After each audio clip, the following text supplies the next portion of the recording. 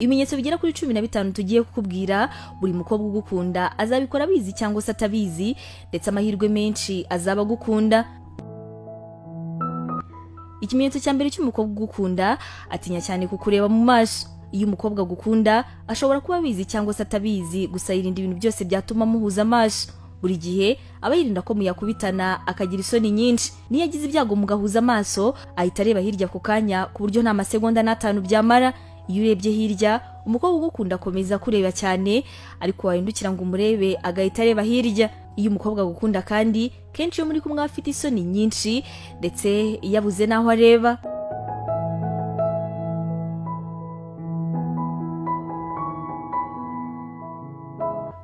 Ikimenyetso cya kabiri cy'umukobwa ugukunda, yifuza kuba inshuti yawe magara. Aba yumva yamenya byinshi bikwerekeyeho kandi akumva yagufasha muri buri kintu cyose cy'ubuzima bwawe.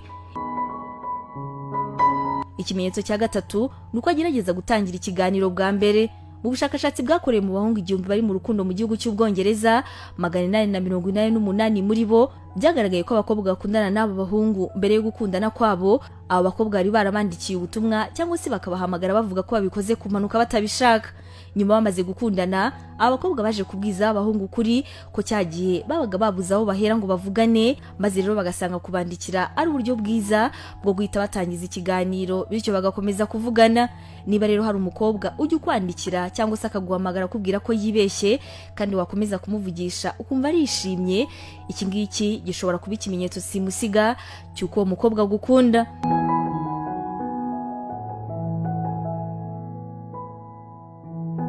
Ikimenyetso cya kane cy'umukobwa ugukunda, abashaka kugumana nawe umwanya munini cyane. Iyo umukobwa arimo kugukunda, ntabwo yita kuvuga ngo murahagana hehe, muri gukora iki cyangwa se afite izihe gahunda. Aguha umwanya we wose, ndetse kenshi ni wo mwibutsa gutaha. Uyu mukobwa byanze bikunze azaba gukunda.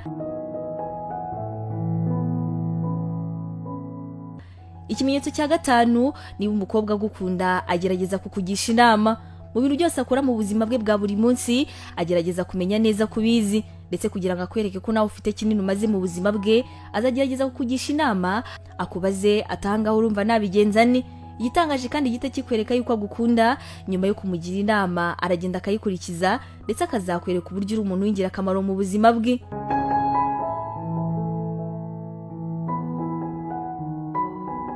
Ikimenyetso cya gatandatu, akora uko ashoboye kose maze akagaragara neza imbere yawe. Nubwo abantu benshi atari ko babizi, bumva yuko abakobwa bambarira abahungu, ariko burya muri rusange abakobwa bambara kugira ngo umukobwa mugenzi wabo nabona ibintu yambaye aze kuza kubona yuko ari byiza.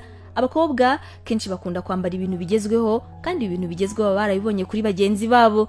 Bishimira cyane kubona umukobwa cyangwa se undi muntu wese bafata nk'umusirimu abonye bambaye neza cyane.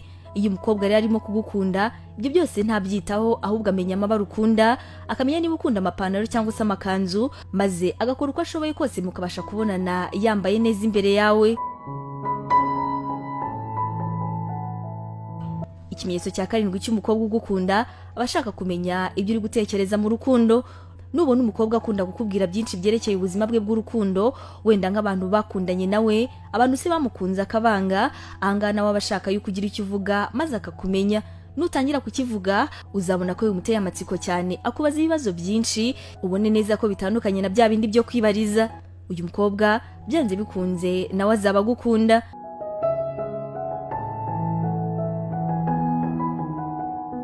Ikimenyetso cya munani cy'umukobwa ugukunda, amenya neza ibintu wowe ubwawe utibuka. Ujya ukumva kwibukije ko umunsi nk'uwo wenda mu kwezi gushize aribwo watangiye akazi. Akora uko ashoboye kose akamenya itariki yawe y'amavuko, ndetse n'ibindi bintu byose uha agaciro. Iki ngiki ni ikimenyetso gikomeye cyane cy'uko umukobwa gukunda, kandi akaba yifuza yuko nawe wabimenya.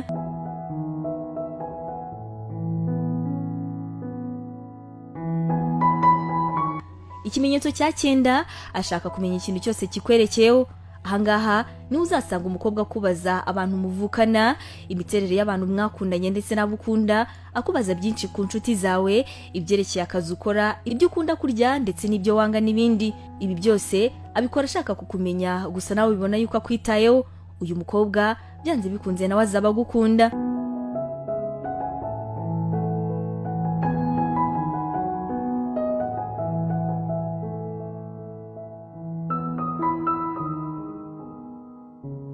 Ikimenyetso cya 10 cy'umukobwa ugukunda, akunda gusohokana nawe cyane. Iyo umukobwa agukunda, ahantu hose agiye aba yifuza ko muba muri kumwe, aba yifuza ko ibintu byose bishyashya bikora ari kumwe nawe, ndetse aba yumva yisanzuye cyane iyo muri kumwe.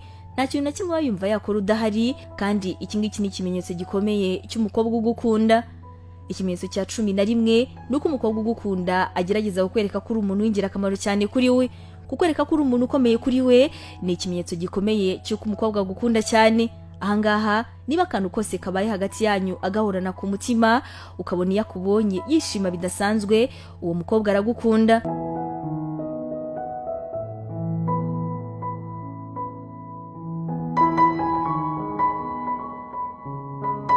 Ikimenyetso cya 12, umukobwa ugukunda inshuti ze zirakwishimira cyane. Nuhura n'inshuti z'umukobwa ugukunda, byanze bikunze ntuzaba utabibonye ko zari zikuzi. Kukumenya rero ni ikimenyetso cy'uko uwo mukobwa ahora akubwira inshuti ze, ndetse yewe abakobwa bagenzi be baba banabizi yuko agukunda.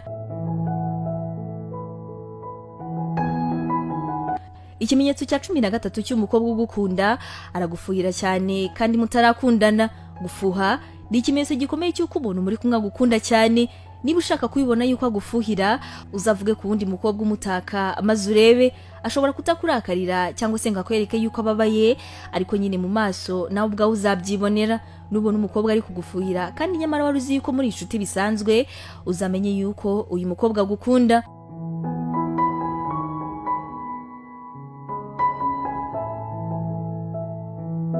Ikimenyetso cya 14 nuko umukobwa ugukunda mu bihe byose bitari byiza kuri wowe yiyerekana, akagufasha mu buryo bwose bushobotse. Iyo umukobwa agukunda, nk'irwaye arahangayika cyane kandi akagufasha uko ashoboye. Waba uri hafi y'ahantu atuye, akaza akagutekera ibiryo ukunda, akagufasha uko ashoboye kose, kandi akagerageza kubona neza yuko wabibonye. Umukobwa ugukunda arakumesera, ndetse yewe n'ibindi bintu bitandukanye atajya gakora mu buzima bwe, agerageza kubikora ariko kugira ngo akwereke yuko agukunda.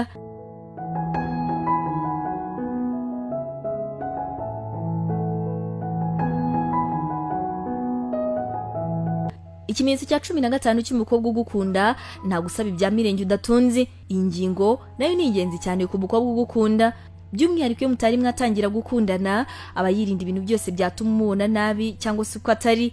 Nk'iyo mufitanye gahunda nta bushobozi afite, agerageza kukubwira indi mpamvu yatumye ataza, ariko ntatangira kwaka amafaranga nubwo waba uyafite.